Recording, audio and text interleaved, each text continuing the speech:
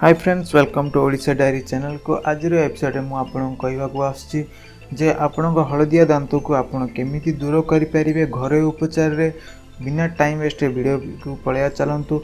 आ video को जीवा पूर्व मो चैनल जदि आप सब्सक्राइब करना सब्सक्राइब कर पाखे घंटी बटन को दबे दिंतु।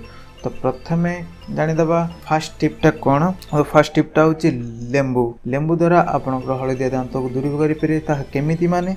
तो देखो जिते आप खाई सारे खाई सारा गोटे छोट लेंबू पीसटा को लेकिन तार रस काढ़ी दिंतु। से परिमाण ही आप पानीटा को ऐड करके आप पार्टी कुलू कुलू करके बाहर को फोपाड़ी दिंतु। यह आपण 2 ରୁ 3 सप्ताह एमती करें आपणकर जो हलदिया दांत को दूर करें आपणकर चेंजेसटा भी आप निजे देखिपारे। तो सेकेंड टिप्टा हूँ लुण समस्त घरे समस्त रोषे घरे भी मिलता है। तो इजी उपाय भी आप मिलता है।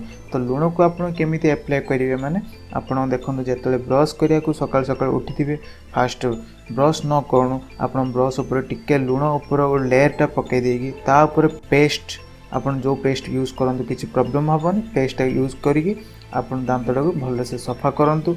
ताद्वारा आपड़ गोटे 1 ରୁ 2 सप्ताह भितर आपन चेंजेस आप निजे जानीपारे। थर्ड नंबर टिप हूँ बेकिंग सोडा। बेकिंग सोडा द्वारा आपन केमिति आपन दांत सफा करेंगे मुझे कहूँ।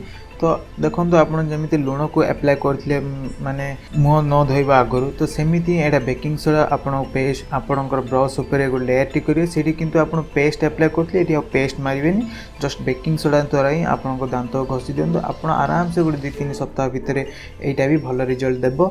तो आपण एमती आप हलदिया दांत को दूर करें। यही टाइम फ्रेंड्स ये वीडियो एतिकी। तो आपन को ये वीडियो जब पसंद लगे वीडियो को शेयर एंड लाइक करेंगे